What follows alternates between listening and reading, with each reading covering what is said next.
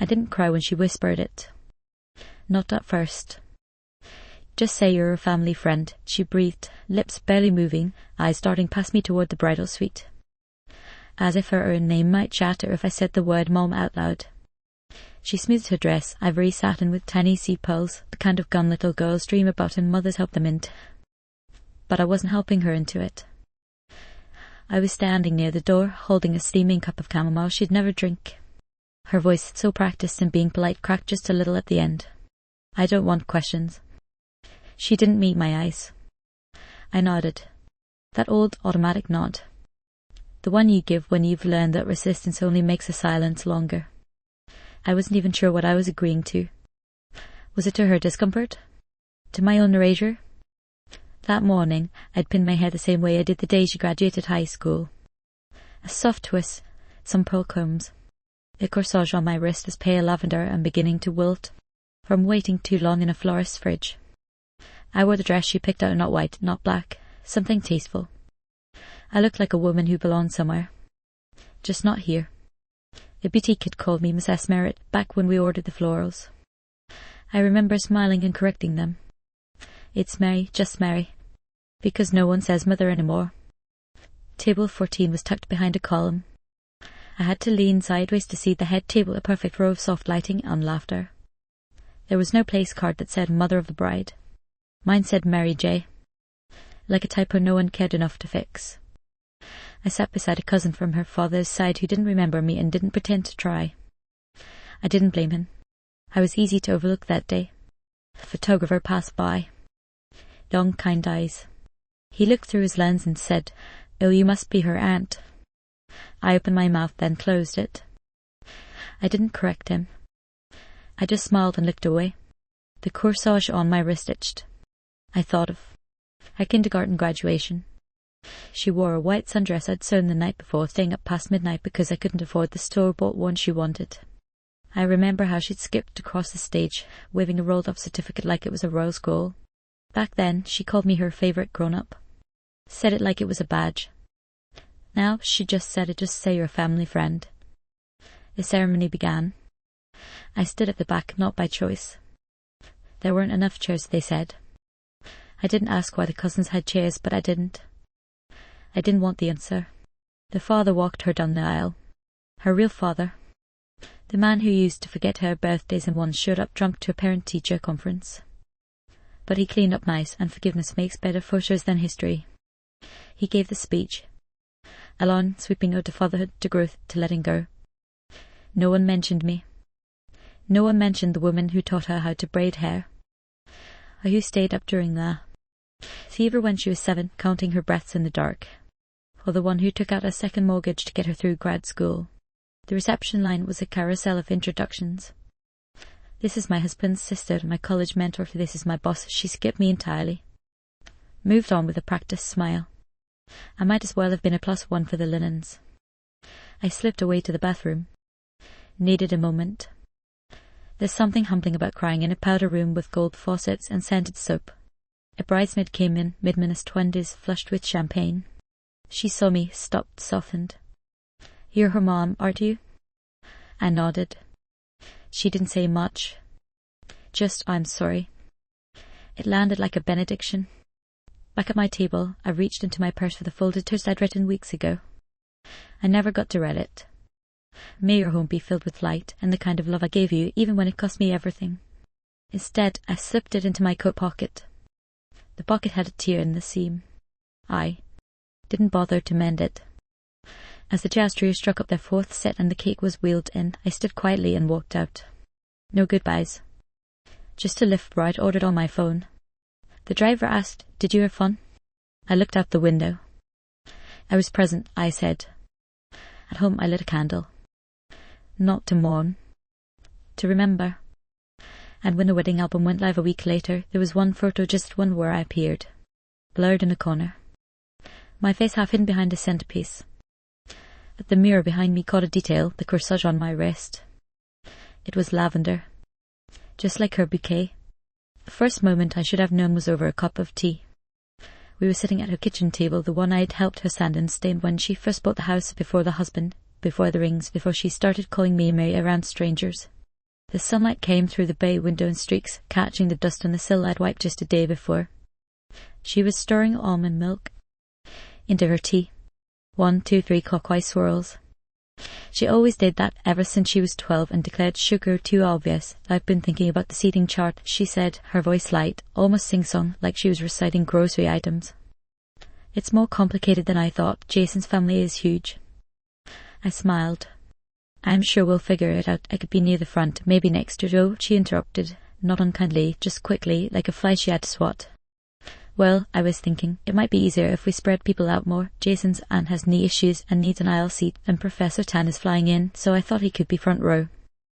She didn't look up as she said it. Just reach for the honey. I nodded slow. Of course, whatever's easiest. It was the first time I felt the shift.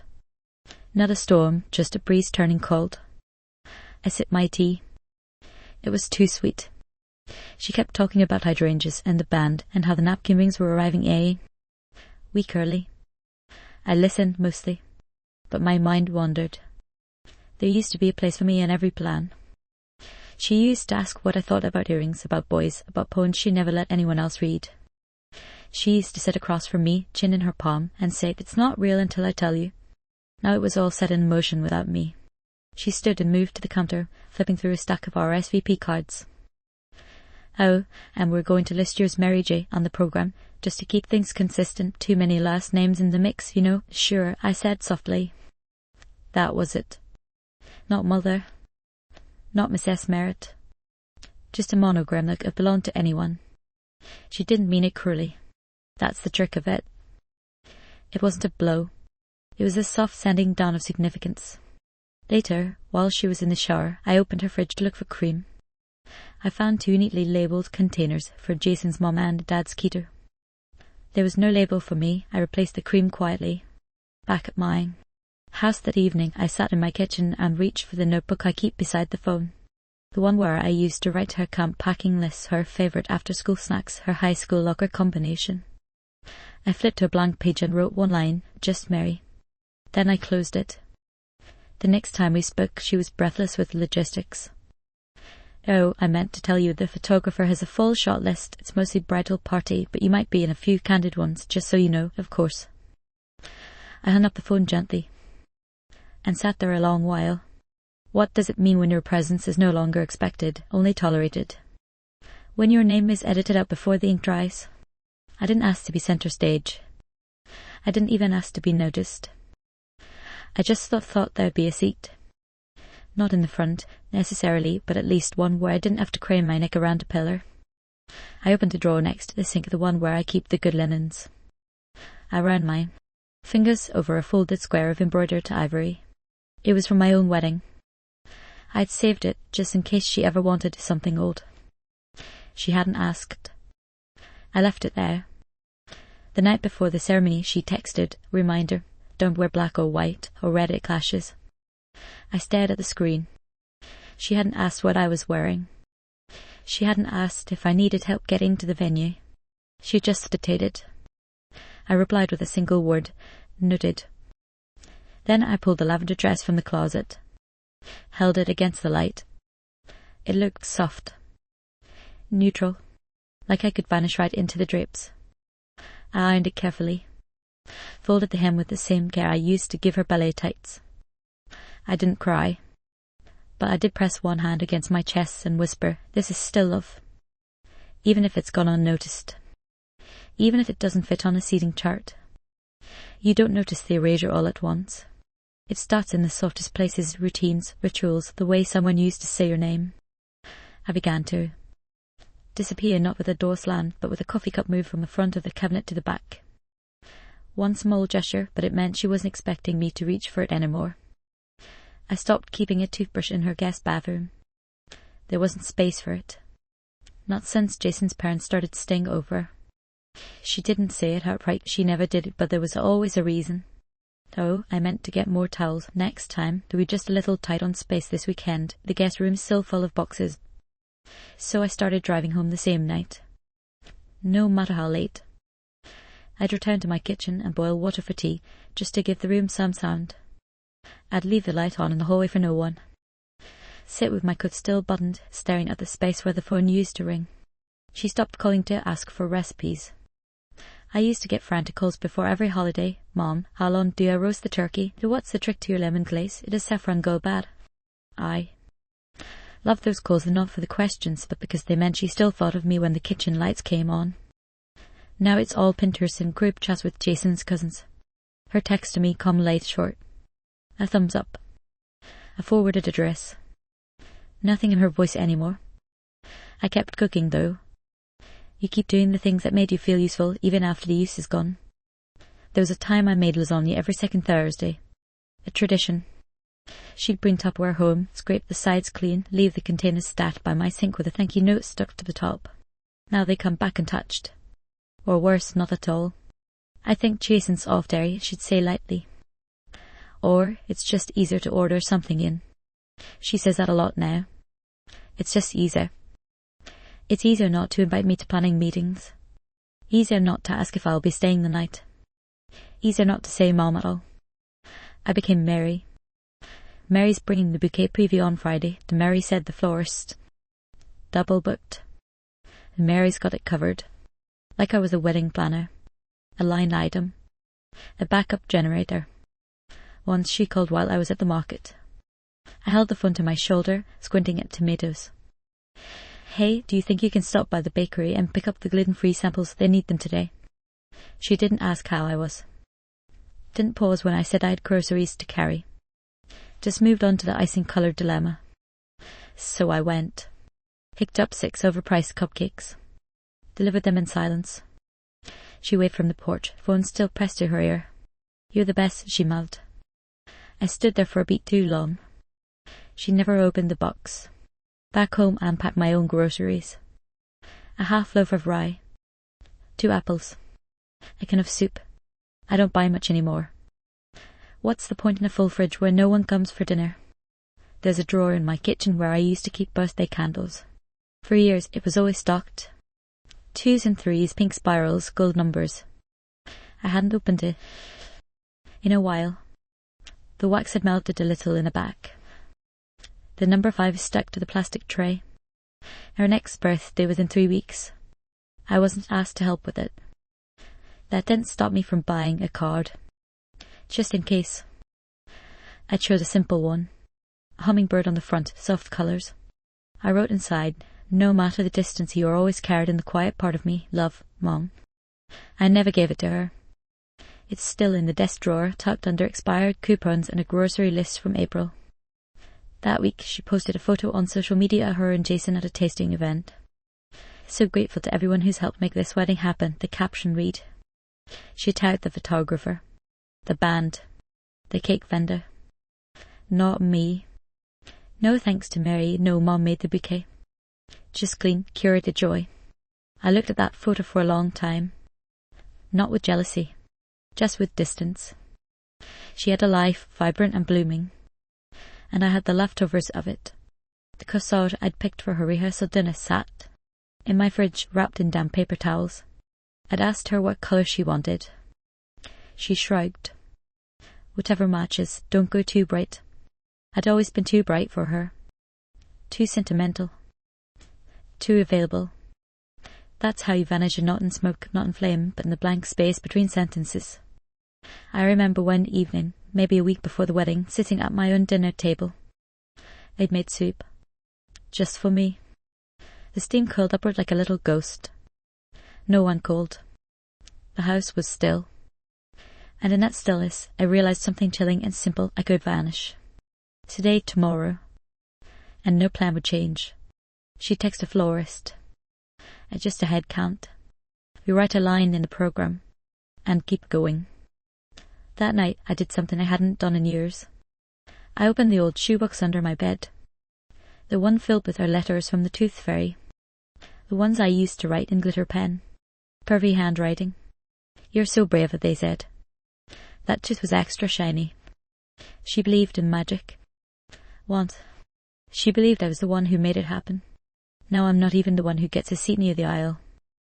I folded the lid back over the box. And whispered aloud, adjusted the air, I am still here. But the silence didn't answer back. Before all this, before lavender dresses and a just married, there was a morning I still return to. It was late spring, the year she turned 12. A Saturday. The kitchen smelled like cinnamon and orange zest. I remember, because I burned the first batch of scones and had to start again. She was still in pyjamas, hair a tangle of sleep, barefoot on the tile. We were planning her middle school graduation party. Nothing elaborate, paper streamers, lemonade in mason jars, the good plates I only took out when we had company. She sat at the kitchen table with a notepad, legs swinging, rattling off ideas like the CEO of a very serious event. "I want a cake that looks like a book," she said. "Like, with frosting, pages and my name and icing, the book cake." I repeated, raising an eyebrow. "Yes, like I'm graduating from reading into real life." I laughed. "You've been in real life since you learned to spell broccoli." She grinned proud. She always took my teasing as a kind of praise because it was. We spent the day gluing little paper diplomas to toothpicks and assembling favour bags with pencils and glitter stickers. She insisted we include erasers shaped like dolphins. "So people remember to fix their mistakes," she said, very solemn. That was the year her father sent a card instead of showing up. Said work at him stuck out of state. She didn't cry. Just shrugged and helped me hang balloons. We took a photo together that evening, her in a yellow sundress, me in an apron dusted with flour. Her arms around my waist, cheek pressed to my shoulder. She framed it later, unprompted. Put it on her nightstand, right beside her lamp, shaped like a crescent moon. That photo stayed there for years. Even after she moved out. I found it again in A. Box last fall when she asked me to help her sort the garage. The frame was scratched. The glass cracked in the corner. She didn't notice when I slipped it into my purse. Another memory, her first college dorm move-in. I drove 6 hours with her favourite granola bars and a toolkit she never opened. The room was tiny, 2 beds pushed close together. Her roommate's parents were arguing over cutting rods. She and I made her bed with crisp corners, tucked and lavender sheets she'd picked out herself. "Thanks for coming," she said quietly when the noise faded. "I wouldn't be anywhere else." She hugged me tight, hard. The kind of hug that says, "You're still home." We ordered greasy pizza and ate it on the floor, watching some silly movie on her laptop. I remember thinking, this is the last time she'll need me like this. I was wrong. There were more moments. After heartbreaks. After grad school. When she called crying from the sterile of her first real job. They gave it to someone else, she whispered. "I did everything right. You don't have to prove your worth," I told her. "Not to them. Do you really think that? I know it." She exhaled into the phone like she was breathing for the first time that day. Those were the moments that mattered. Not the big love milestones, but the quiet reassurances. The invisible scaffolding I tried to build beneath her every time she faltered. And now? Now she doesn't ask. The scaffolding still stands, but she's building something different. Glossy, sharp-edged. Decorative. The last time I visited her house, she gave me a tour like I was a guest. "This is Jason's den," she said, waving toward a room filled with books and leather chairs. And we turned the old craft room into a home gym. I paused. "Where'd you put the quilt cabinet?" She blinked. "Oh, it's in the garage. Didn't really match the new look." She said it casually. Didn't even realize that every stitch in that cabinet had once come from her childhood Halloween costumes. Couch forts, sick day snuggles. Now sealed in plastic, boxed and unnamed. There used to be a space for me. Not just in her house, but in her life. The week after I brought over the cupcakes for the tasting, I went to the closet where I keep old photo albums. The covers were worn soft like river stones. I opened one to the summer of 1999. A birthday party 8 years old, unicorn theme, gold foil hats. She stood beside me in every photo, always reaching for my hand. In one shot, she's mid-laugh, eyes crinkled, thrusting on her nose. I'm holding a gift bag, smiling like the world was just the two of us. That photo isn't in her house. None of them are. Her walls are clean. Minimalist. Every picture a muted turns. Except for the wedding board. That's bright, full of pastel swatches and penny clippings and quotes about forever. She asked for help choosing the font for the invitations, but never asked if I wanted one. I received mine in the mail. Addressed to Mary J. No note inside. I keep it in my drawer. Not out of sentiment, but proof. that I existed in the planning, even if only at the margins. She didn't erase me all at once. She just redrew the borders until I no longer fit. But still, when I close my eyes, I see that yellow sundress. I smell cinnamon and citrus. I feel the squeeze of her arms around me on the kitchen floor. And I whisper, I was there, I mattered. Even if she's forgotten. Even if she's edited the story. Some memories live where erasure can't reach. The invitation arrived on a Thursday. Cream envelope. Gold trim. A new last name embossed in cursive I didn't recognise, some online font meant to look like calligraphy. It sat crooked in a mailbox, damp at the corners from spring rain. I turned it over slowly, almost afraid to open it. Not because I didn't know what was inside, but because some part of me still believed there might be more. A note perhaps. A line of handwriting in the margins. Can't wait to see you there, Mom. But it was just the card. Formal. Polished. Impersonal. I placed it on the counter beside the teacup I hadn't washed from breakfast. Still, something stirred in me. A spark. I thought I hadn't let myself think in weeks. Maybe this was her way of including me. Quietly. Without fanfare. Maybe she was saving a surprise for the big day. Maybe, just maybe, all the little silences were building toward a moment I couldn't yet see. Hope is a quiet thing. It doesn't arrive with trumpets. It creeps in on tiptoe, rearranges your thoughts, and leaves you humming without knowing why. That night, I, in my lavender dress again, smoothed the ham twice. Laid out the shoes, soft leather, low heel, chosen more for comfort than vanity. I even polished the clasp on my evening bag. The corsage from the florist had arrived earlier that week, ordered by her according to the tag. Pale freesia and a single lavender rose tied with ivory ribbon. It sat in the fridge beside a half-carton of eggs and an unopened jar of marmalade. I checked it 3 times that day. Snipped the stems, fluffed the ribbon. Like it meant something more than it did. She'd chosen it. That had to mean something. Friday came with drizzle.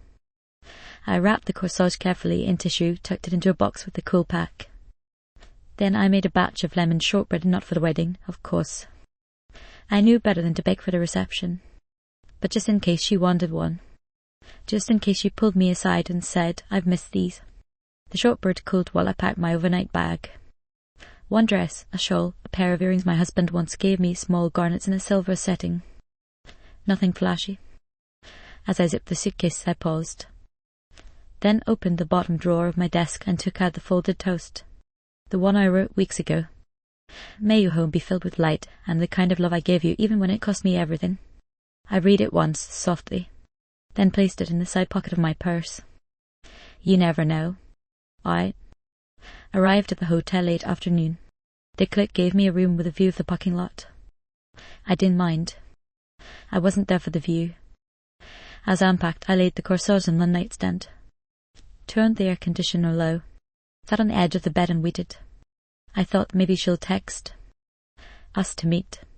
Share a moment before the chaos begins. Ask how I'm feeling. Ask if I'd like to walk with her in the morning. The phone stayed quiet. At 6:17 it buzzed. My heart fluttered high and unreasonable. It was a group message. Reminder, bridal party brunch tomorrow at 8 a.m. Hair and makeup starts at 9. Groomsmen pick up at 11. Ceremony at 3. Timeline is tight. Please be prompt. No hi, Mom. No can't wait to see you. Just the same block of info everyone else got. Still, I clung to the details. Found comfort in the order. At least I'm in the loop. I replied with a thumbs up. Then I sat there, staring at the screen, waiting for something more. It didn't come. The next morning, I dressed slowly. Hair in soft curls. A hint of lipstick. I pinned the corsage on last, careful not to crush the freesia. I looked at myself in the mirror and whispered, You're here.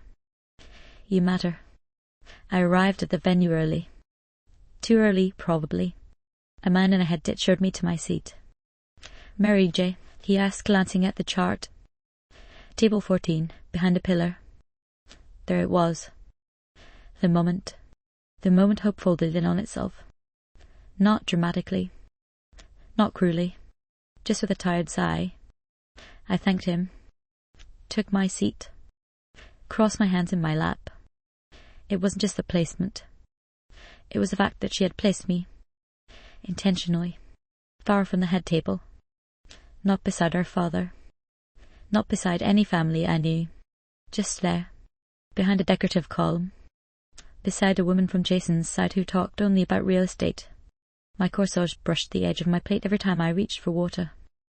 At one point, the photographer made his rounds. He stopped at our table and smiled politely.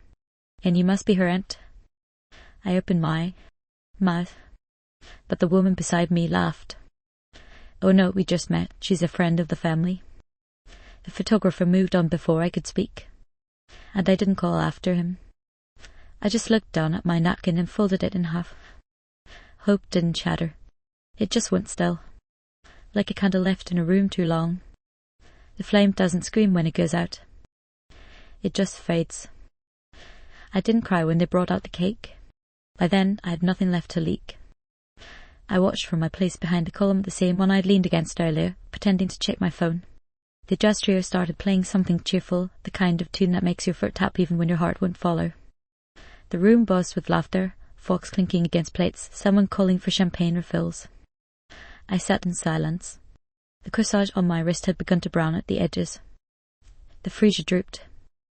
I hadn't eaten much, a few bites of chicken, half a roll. My napkin was still folded in my lap, untouched since the first course. I looked down at my hands. They looked older than I remembered. More veins, more ridges. A map of things I'd once carried: groceries, fevers, tiny shoes, heartbreaks not my own. Hands that had taught her to tie shoelaces. Hands that once cut stuffs from construction paper for her 4th grade play. Now, resting in my lap like they'd never held anything of value, I thought I'd feel anger. Or sadness. Or something bright and sharp. But what settled over me was a kind of numbness. Not cold, not cruel. Just blank. A quiet vacuum of feeling. Like the moment after a snowfall when everything stops moving. Around me, people danced. Toasted. Her father clinked his glass and gave a second speech. Jokes about raising daughters. Tears. Applause. No one looked for me. She didn't. And I realized I could leave and no one would notice. Not because they didn't care. Not with malice. But because I had become something else in her life. A shadow. A background. A placeholder for a story. She'd written without me. All those years, the scraped knees, the late-night school projects, the stomach flus and the heartbreaks and the rides home from every lost soccer game, they didn't disappear. But they'd been folded into the foundation of her life so neatly that she forgot who built it. And I let her. That was the part that ached. I made it too easy to erase me. Smiled when I should have spoken. Said yes when I wanted to say I'm tired. I allowed myself to shrink, thinking love meant silence, that sacrifice meant invisibility. But what is love if it only flows one way? What is motherhood if it becomes a past tense? I stared down at the purse in my lap. The toast still inside. May your home be filled with light and the kind of love I give you. She'd never hear it. She didn't want to. And I was too tired to make her listen. I thought I could matter by being useful. By staying soft, staying quiet, staying out of the way. But usefulness isn't love. It's just convenience. Dressed up in familiar clothes. The music swelled. She and Jason swayed in the center of the floor, her head on his shoulder, his hand at her back. She looked beautiful. She really did. And I felt nothing. No pride. No longing. Just an absence. Hollow where something used to live. I stood slowly. My knees ached. My shoes pinched. No one noticed me leave the table. I slipped through the side door into the hallway near the coat room. A bridesmaid passed me, offered a polite smile, didn't stop. I found the bathroom and closed the door behind me. Locked the stall even though I didn't need to. Sat on the lid and breathed. Just breathed. There was no sob. No flood of tears. Just the kind of breath that scrapes the inside of your ribs.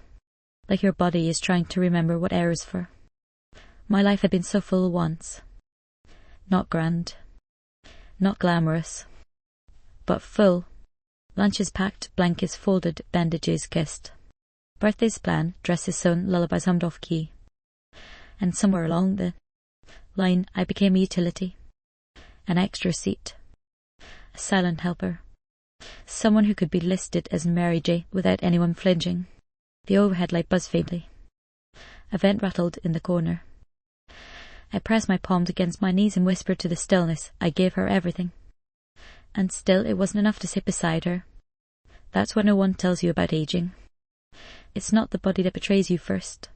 It's the fading. The quiet edges of your presence that begin to blur until you wonder if you were ever vivid at all. I left the bathroom. Walked past the photo booth where people laughed in feather bows. Past the bar. Past the little cards that said love is sweet, take a treat. And out the door. No one called after me. Not even her. Outside, the air was cooler than I expected. The sun had begun to set, throwing streaks of cold across the gravel path. I heard distant music. The wedding was still going. The world spun without me. I stood beneath a tree, not crying, not trembling, just standing. And in that moment I thought, this is what rock bottom feels like. Not loud, not breaking, just still. The breeze stirred the leaves above me, gentle and indifferent. I stood beneath a tree whose name I didn't know, its trunk split and gnarled from age, bark worn smooth in patches. The air smelled faintly of lilac and rain-soaked stone. I hadn't meant to end up here outside, just beyond the soft glow of the reception hall, but it felt like the only place in the world not asking me to smile. Behind me, laughter floated through the open doors. I knew a round of tourists, someone clinking glass to glass. A story about how they met, how perfect they were for each other, how this day would be the beginning of everything. I'd been at the beginning once too. Now I was just part of the before. I reached into my purse and pulled out the folded toast, the one I hadn't given, the one no one asked for. The paper was soft from wear, the edges slightly curled. I ran mine, fingers over the words I knew by heart. May your home be filled with light. I stopped there. The rest felt too heavy. Too much to carry for someone who hadn't left room for me. I looked up. The windows of the reception hall gleamed, catching the amber of the setting sun. Through the glass, I saw her, my daughter, laughing beside her new husband, bouquet in one hand, champagne in the other. She looked radiant, and far away, not just in distance, in design. She had built a new world, brick by brick, smile by smile, a life curated and clean, edited for softness. And there was no space for the woman who had carried her through the noisy, uncurated parts. Not out of hate, not out of malice, but out of preference. The realization didn't break me. It clarified me. For the first time in months, maybe years, I felt still in a different way. Not empty, not erased, just done. Not with her, but with waiting to be seen. I pressed the toast flat in my hand and refolded it slowly. I wouldn't throw it away, but I also wouldn't offer it again. Some things deserve to be kept and not shared. Not because they aren't worth hearing, but because they are worth more than being ignored. I'd spent too long hoping she'd look back. That she'd glance to the back row and say, oh, there you are, come sit beside me. But she hadn't. And maybe she never would. And maybe that's not the same thing as losing her. Maybe it's just the truth of growing apart. My love hadn't gone anywhere, but my need to prove it had. In that quiet, under the tree, I felt something unhook itself inside me. Not bitterness, not anger, just the decision to stop folding myself in half for someone who no longer made room. She was happy.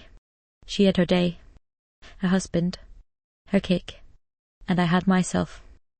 Not the self I once was, not the mother who hovered with sunscreen and string cheese, who stayed up till dawn stitching costumes while baking birthday cakes from scratch. That woman had been loved, but this woman had value too. Even if no one clapped for her, even if no one knew what she cared. I placed the folded toast back into my purse, not as a keepsake, as a marker, a reminder of where I'd been, and where I wouldn't return. The first step wasn't a step at all. It's just a thought. A quiet, grounded, necessary thought. This doesn't define me. Not the seating chart. Not the program. Not the absence of a title next to my name. I looked once more at the hall behind me, at the golden blur of light and laughter. Then I turned away. I didn't walk fast. I didn't walk far. Just far enough to feel like I'd chosen the direction myself. and that somehow made all the difference. The parking lot was mostly empty by then. A few cars, a valet sipping coffee from a paper cup, the low thrum of jazz still drifting from the hall behind me. But the music felt far away now, like a station fading into static. I walked slowly toward the edge of the lot, not really going anywhere. Just moving. One foot in front of. The other, not to leave, but to remind myself I could. The lavender corsage had slipped slightly on my wrist. I just did it carefully, then let my hand fall back to my side. And that's when I saw it. A small wooden bench nestled beneath a line of dogwoods just beyond the lot, facing the back of the garden where earlier they'd taken portraits of the bridal party, the laughing cousins, the men in matching ties. I walked toward it. It wasn't much. Weathered slats, a few petals scattered on the seat. But it was quiet. And it was mine, if only for a few minutes. I sat down. For the first time that day, I let my shoulders relax. I took off my shoes, pressed my bare feet into the grass. Cool, damp grounding. I reached into my purse. Not for the toast. For the photo. The one I'd slipped into the inner pocket weeks ago. The one from her kindergarten graduation. Her in a white dress, cheeks smudged with juice, arms flung around my waist. I'm laughing in the picture. Full open. The kind of laughy-derp fake. She'd framed it once. Kept it beside her bed for years. Now that it was mine again. I held it in my hands. Not to mourn it. Not to wish it back. Just to acknowledge what it was. Both.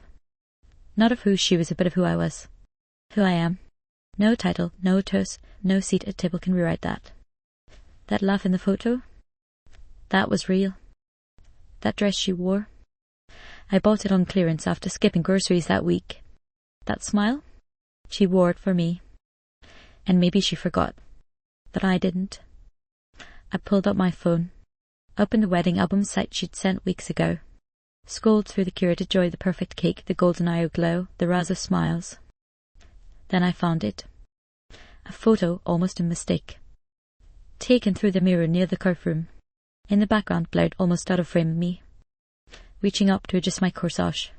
My eyes soft, my mouth set in something like resolve. And in the mirror's edge, just visible, the freesia, the lavender rose.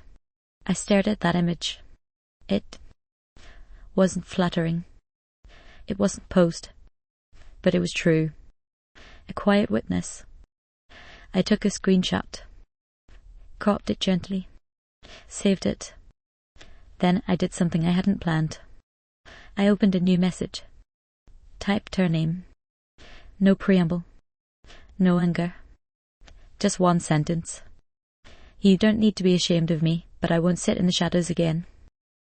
I didn't wait for a reply. I closed the app, slipped off the corsage and laid it gently on the bench beside me. Then I took the photo of us from all those years ago and tucked it into my purse. I wasn't erasing anything. But I wasn't waiting anymore either. I stood, slipped my shoes back on, smoothed the skirt of my dress, walked back to the car I'd driven myself in. No one called out as I passed the reception doors. No one asked where I'd been. But I knew. I'd been remembering who I was. And reclaiming what they forgot. I didn't go back to the reception. I didn't wait for cake or dancing or a final glance from across the room. I drove home in silence. No music. No radio. Just the sound of tires on the road and the soft click of the turn signal, blinking like a metronome against the dock. The city lights gave way to quieter streets, and then to my own lined with sleepy porches and shuttered windows. My house waited, still and unchanged. Inside, everything was where I'd left it, the tea towel folded neatly on the oven handle, the framed photo of her 8th birthday still perched on the bookshelf. The clock in the hall ticked its slow, familiar rhythm. I set my purse down, took off my shoes, carried the lavender dress, still draped in grace and disappointment, to the back of my closet. Hung it with care. Not out of sentiment. Out of habit. The corsage, brown and sagging now, I laid gently on the top shelf beside the unused candles. I stood there for a long time in the quiet. Then I walked to the kitchen, opened the drawer where I kept her childhood drawings of the ones too crinkled to frame but too beloved to throw away. Crayon suns and paper. Hearts and a stick-figure family labelled my best home. I didn't cry. I just sat at the table and looked at them one last time. Then, with deliberate hands, I took the wedding invitation from where it rested beneath the phone. I read it again. Cream cough stack. Embossed names. Polite formalities. And my name in Mary J. in the smallest font. I folded it. Not with anger. Just with finality. Then I did something I hadn't done in years. I opened the cabinet above the sink and pulled out a small beeswax candle. The kind I used to light during winter storms. The kind she once said smelled like safety. I lit it. Not for grief. Not for memory. But for witness.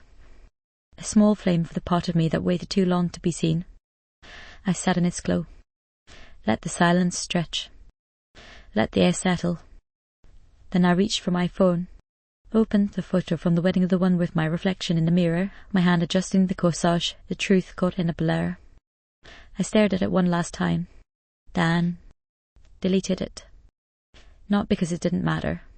Because it had already served its purpose. I didn't need the evidence anymore. I didn't need the proof. I'd been there. And I remembered. I stood stretched slowly. Blew out the candle. Its smoke curled upward like a ribbon, vanished into the kitchen light. Then I said it out loud, to the walls, to the floor, to the air itself. I raised her. That's in the record, even if she edits it out. And with that, I turned out the light. And let the night hold what it would. A week passed. The world didn't change, not in any visible way. The mail still came at noon. The neighbour's dog still barked at shadows. The wind still shook the branches in the old elm out front like it had something to say, but couldn't find the words. I kept my routines. Not because I was fine, but because they anchored me the warm mug in the morning, the walk to the end of the driveway, the turning of pages in a book I'd already read twice. These were the quiet rhythms of 'em. Life that no longer needed proof. I didn't hear from her. Not the next day. Not the one after. At first that absence hummed like a low ache, familiar and dull. Then slowly it softened. Became space. Became quiet. And in that quiet I found something I hadn't expected, relief. Not because I didn't love her, but because I'd finally stopped asking that love to come back dressed as recognition. The house felt more like mine again. I moved with purpose, not pretense. I stopped checking my phone after every chore. I stopped rehearsing conversations in my head. I let the silence be a place of rest instead of waiting. And then, on a Sunday afternoon, a soft sunlight spilling through the kitchen window, the phone buzzed. A single message. From her cousin. Not from her. You didn't deserve that. Everyone noticed. I stared at the words. Let them settle like warm tea in my chest. No fanfare. No applause. Just one voice in the quiet saying, you were invisible. I didn't reply. I didn't need to, because I wasn't living for the echo anymore. That evening, I pulled out my garden gloves and stepped outside. The flower bed by the porch had gone wild, a weed sprouting bold between the marigolds. I knelt down and began clearing space. Dig, pull, breathe. Each motion was small, but it was mine. I planted new lavender. Not to match a dress. Not to mark a memory. But because it reminded me of who I was before all this, a woman who created things that grew, who tended, who endured. As I brushed step from my knees, I thought again of that photo I deleted. The mirror. The corsage. The moment caught by accident. I didn't need it anymore. Because I remembered. And that's what mattered. Memory, after all, is a record they can't revise. I went inside. Lit another candle. Not in mourning. In peace. A flame for myself. A flame that didn't ask to be seen, only to be steady. I made a cup of tea. The same kind she used to love before almond milk and upgrades and weddings with seating. Church that forgot where home used to be. I drank it slowly. Watched the sky change colour through the window. And when the wind stirred again the same old elm whispering against the glass, I smiled. Because this time I didn't need it to speak. I already knew what I'd been waiting to hear. You are not erased. You are still here. Still whole. Still enough.